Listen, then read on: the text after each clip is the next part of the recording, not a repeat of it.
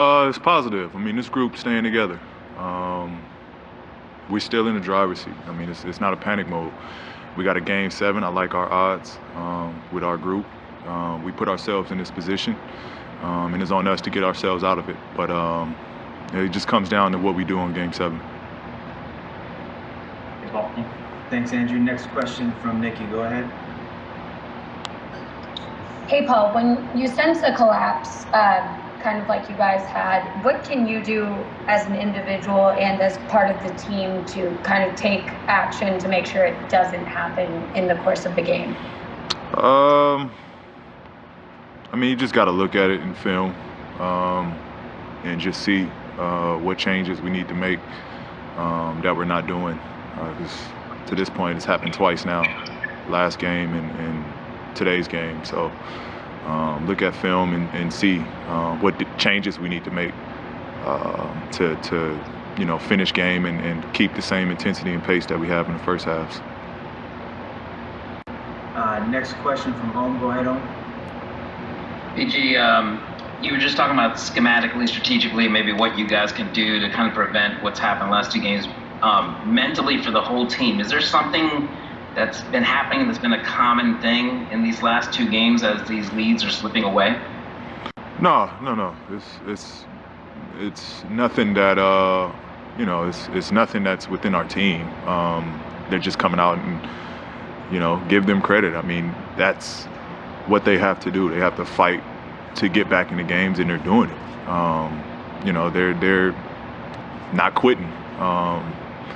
It's on us to put the games away more than anything. I mean, it's their job to continue to keep fighting, and they're doing it. So it's on us to just put these games away. Romero, go ahead. Hey, Paul, after game 4, you said that you guys really wanted to put them away, not give them any life.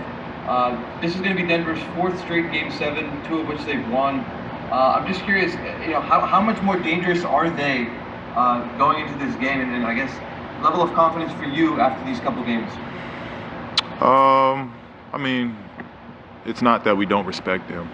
We respect the opponent. They got this far for a reason, and they've been together for a while, so they're a connected group. So I mean, they've been here. Like you said, they've been a part of a lot of game 7s. And this team, they fought. They've been fighting all year. They've been fighting for a while together. This group's been together. So, I mean, we know what we're up against. Again, we have the utmost respect for them as opponents. But, I like our chances. I like our odds. I like what we have. Again, it's on us to finish this out. Go ahead, Claudia. Paul, Denver had great defense, especially Gary Harris. How difficult was this to deal with? I mean, they play a great team defense from a standpoint. They load the paint, they help each other, and they play with their hands. They rely on each other. They help each other out, and they got each other's back defensively. They're constantly in rotation and scrambling around.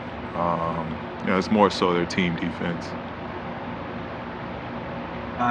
PG, next question will come from Dan with you in Orlando. Hey, Paul.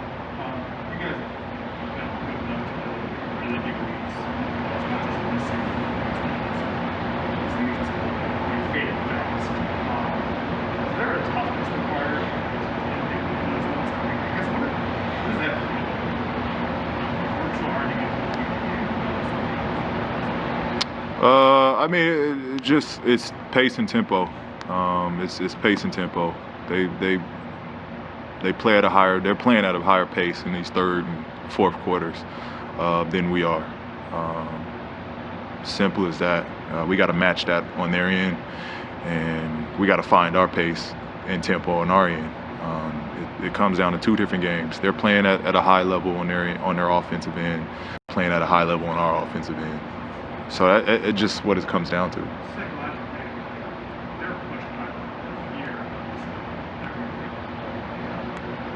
Is it hard to trick yourself? Do you have to trick yourself? No. I mean, it's elimination. We understand that we're trying to put them away. It's no no tricks. It's a battle.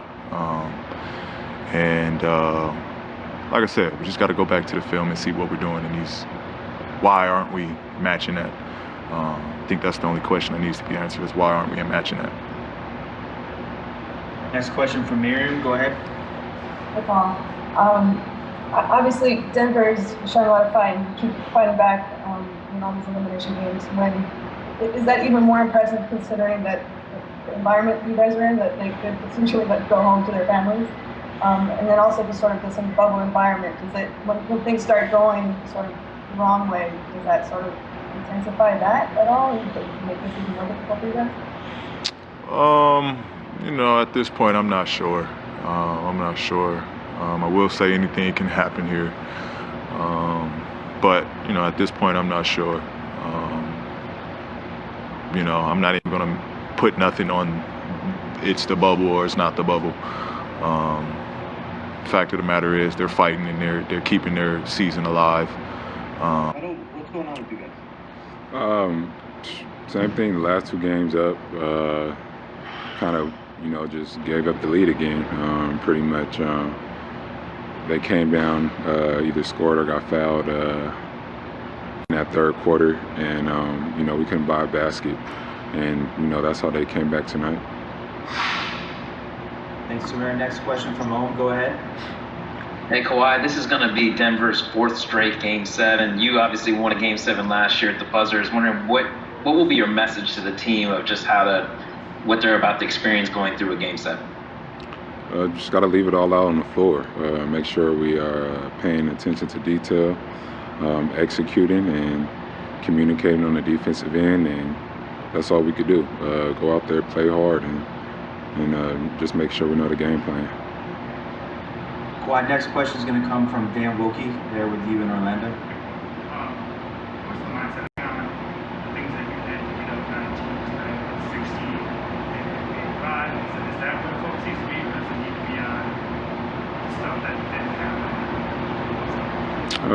I think it's both. Just seeing how we got there, and how we let it go, and what I mean. We got 1 game. Just got to leave it all out there. That's all we could do. Next question comes from Dylan. Go ahead, Dylan. Kawhi, just for the lack of a better term, did you guys just choke today? Just went cold. We went cold in that third quarter. That's it. We kept getting to the paint, passing the ball, got a little stagnant, and we just couldn't make shots. Kawhi, next question is coming from Malika, there with you in Orlando.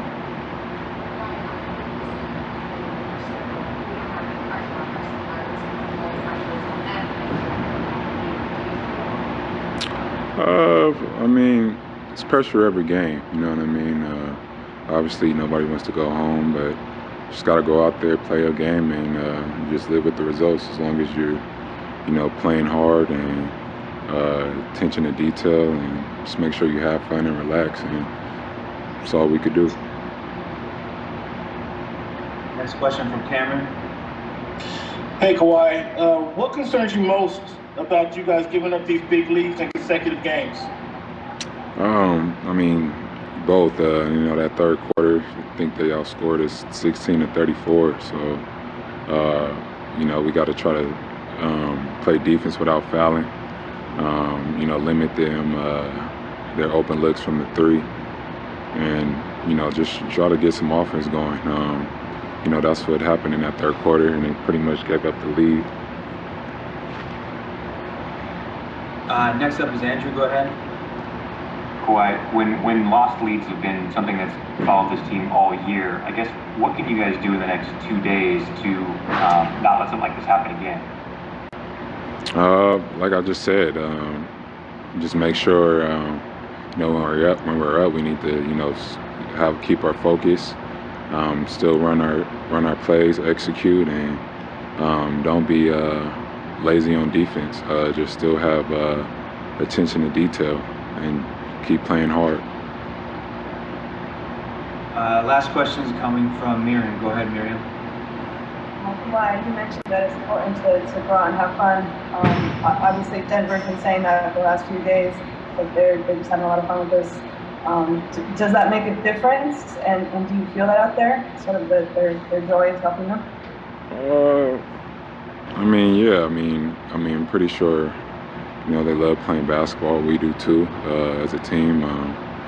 You know, this is why we play the game, because we love it and we're all competitors. And you know, you need to be out there having fun and, you know, competing and, you know, trying to win a basketball